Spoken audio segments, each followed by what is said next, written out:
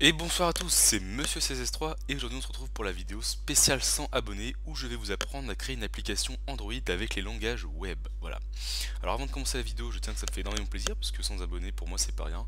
Et justement pour ce type de vidéo, franchement je trouve que c'est assez beaucoup donc je tiens à vous remercier entièrement tous mes abonnés. Voilà.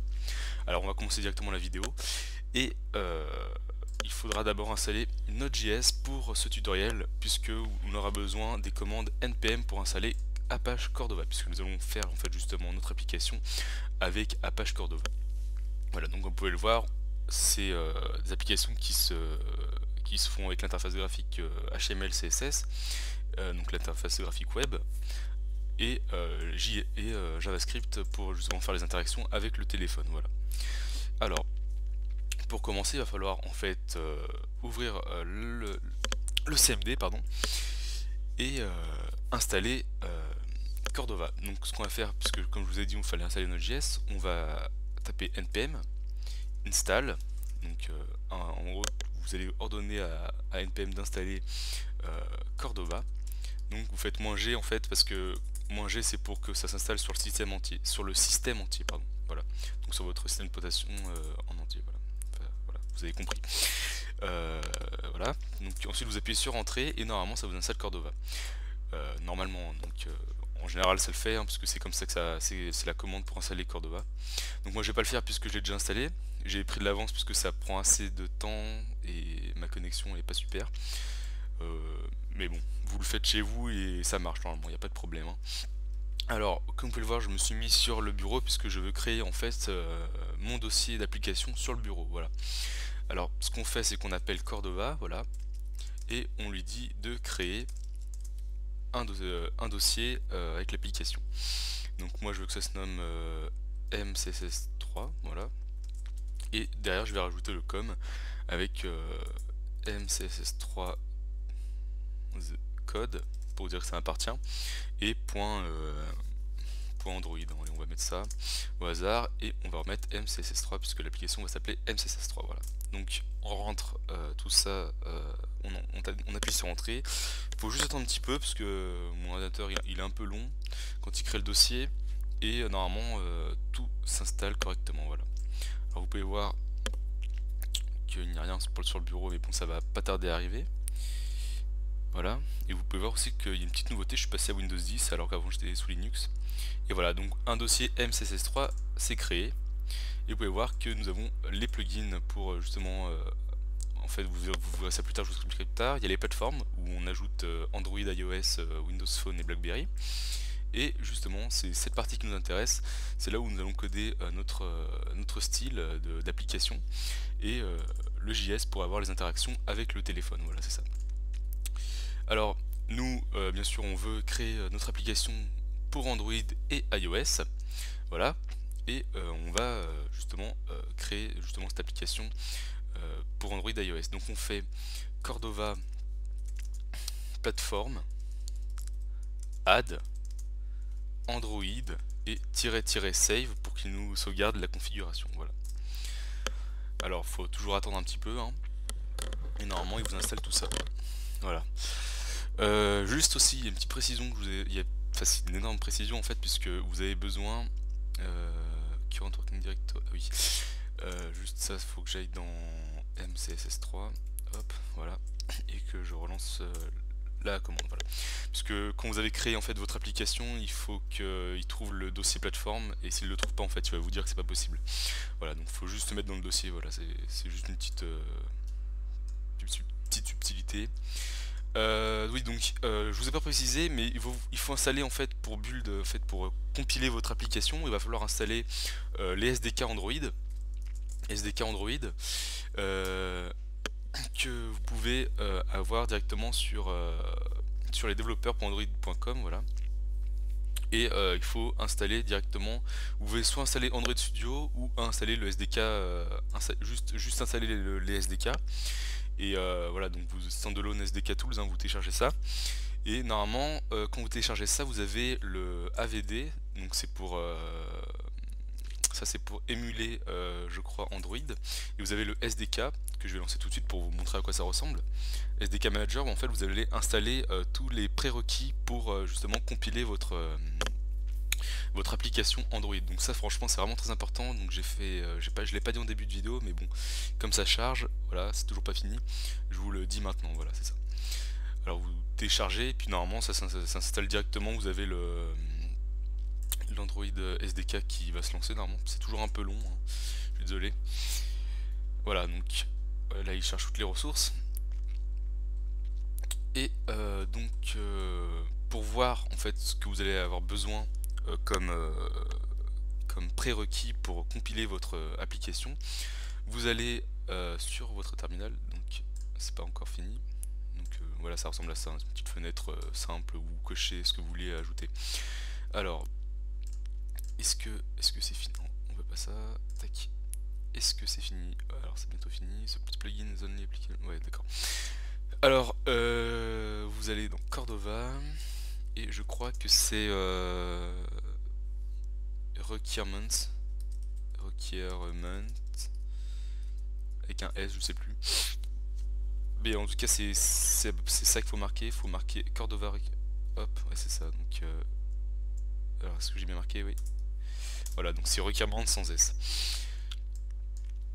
Alors donc ce SDK a mené, alors je vais faire Cordova, je vais aller sur la documentation, excusez-moi, je me souviens plus de la commande pour avoir les requirements. Alors bon, de toute façon là c'est déjà affiché, donc ce serait bien. Donc vous avez besoin de Java JDK. Voilà, donc ça aussi je l'ai pas dit, il faut Java JDK. Donc Java JDK vous le téléchargez sur le site oracle.com, hein. Donc Java JDK, et il va falloir définir en fait les variables les variables d'environnement. Les variables, ça s'appelle comment? C'est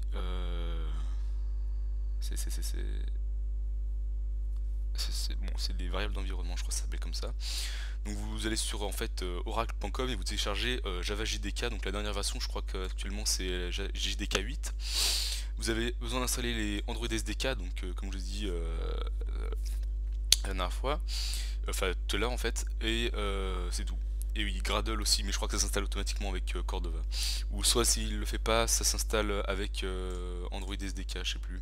Mais en tout cas, ça s'installe à un moment. Alors donc vous avez besoin donc de JDK 8, Android SDK. Ça normalement s'installe avec Android SDK puisque vous allez justement cocher ce qu'il faut.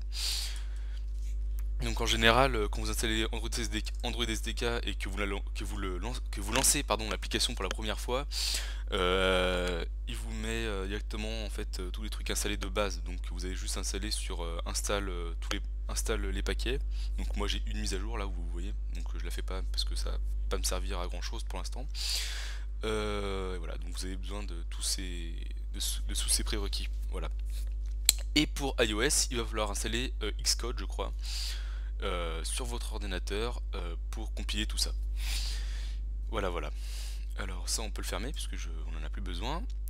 Et la commande c'est vous regardez dans la documentation, mais c'est un truc comme ça, c'est un truc comme ça, mais bon, vous avez déjà les prérequis qui sont marqués sur le site. Alors une fois que vous avez justement ajouté la plateforme Android, vous faites la même chose mais avec iOS. Donc je vais le faire. Et voilà, donc vous faites ça. Donc ça ajoute bien sûr la plateforme iOS. Donc franchement c'est vraiment cool hein, ce qu'ils ont fait là Apache, parce que ça permet en fait de créer une application sans coder en fait en Java, parce qu'il y a des multitudes déjà de plugins qui sont créés en fait pour Apache Cordova, qui va vous permettre en fait d'interagir, je crois c'est comme ça qu'on dit, interagir en fait avec le téléphone. Voilà. Voilà, alors warning application, voilà. Donc moi j'ai Windows 10 et comme vous le savez, Windows 10 se met en 32 bits pour justement faire le multitâche, puisque j'ai un ordinateur 64 bits, du coup divise ça en deux pour faire justement le multitâche. Voilà, c'est ça. Donc pour ceux qui savent pas comment ça marchait le multitâche, bah maintenant vous savez, voilà. Alors on attend, donc franchement c'est pas utile, donc je vais passer à la suite, de regarder le terminal.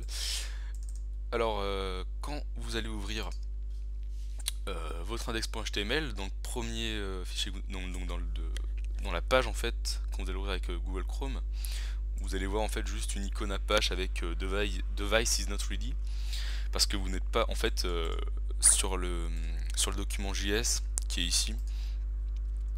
Sur le document JS qui est ici, vous avez en fait une petite fonction, donc une variable app qui est bon, voilà. Donc en fait quand l'application s'initialise, vous avez la fonction qui en fait qui est reportée en fait dans le bin event. Et bon là c'est pas très important en fait, ça nous dit juste que en fait dans le index.html qui est ici, bon ça c'est un truc que j'avais modifié. En fait c'est que là-dedans qu'il va avoir les events qui vont pouvoir interagir. Hein. C'est pas en gros ça vous dit juste que en fait que c'est que dans cette div que il peut avoir en fait un event, en fait un événement. Fait que dans cette div, il peut avoir qu'un événement. Enfin, les événements peuvent se déclencher que dans cette div en fait, voilà, c'est ça. Voilà, donc quand le device est ready, vous pouvez voir quand l'application est lancée sur le device et qu'il a détecté justement que c'était un Android ou iOS et tout ça, et ben ça affiche directement device is ready et ça clignote en vert, je crois. Alors que là ça clignote justement en grisé, voilà c'est ça. Donc vous pourrez faire le test, hein, ça marche comme j'ai dit, voilà. Alors une fois que tout est installé, voilà, une fois que en fait votre application, que vous installez toutes les plateformes, vous avez ça de base et tout ça. Et si vous voulez tester directement pour voir si l'application marche, vous faites Cordova build et vous choisissez la plateforme sur laquelle vous voulez compiler l'APK, voilà c'est ça. Donc si vous voulez compiler dans toutes les plateformes, vous faites juste Cordova build et normalement ça vous compile toutes les plateformes d'un coup. Alors moi je n'ai pas installé Xcode puisque je n'ai pas un Mac, du coup je peux pas faire le projet pour Mac, pour iOS pardon. Et donc comme vous allez voir je vais faire Cordova build et je fais entrer, vous allez voir qu'à la fin il va me dire que je ne peux pas compiler pour iOS parce que je n'ai pas Xcode d'installer. Voilà, je n'ai pas en fait les fichiers en fait pour compiler l'application iOS. Donc c'est comme en fait l'Android SDK, hein. C'est comme si vous installez Android Studio, sauf que là c'est sous Mac et donc il faut installer Xcode. Mais comme j'ai pas Mac, je peux pas installer Xcode. Voilà, c'est tout. Donc c'est parce que en fait il est mieux de, parce que je crois ils sont chiants avec ça, ils mettent que on peut installer que Xcode sous Mac. Donc je sais pas, enfin franchement si vous avez des solutions pour installer Xcode sous Windows, vous me le dites, hein. Pour l'instant j'ai pas trouvé de solution pour installer Xcode sous Windows. Et donc pour l'instant je peux pas compiler les applications pour iOS. Donc si vous trouvez un Xcode pour Windows, vous me le dites, voilà. Donc voilà, c'est vraiment très bien. Moi je trouve que ce framework est vraiment super puisque ça permet en fait de faire des applications sans savoir coder en Java. Enfin, il faut juste coder en JavaScript, mais bon, c'est pas non plus super compliqué comme sous Android Studio. Franchement, c'est plus cool. Pour faire le design, franchement, c'est plus cool. Voilà. Donc c'est toujours un peu lent, excusez-moi, mais vous allez voir, ça marche. C'est juste qu'à la fin, je veux juste vous montrer en fait que je peux pas compiler sur iOS parce que j'ai pas Xcode. Voilà.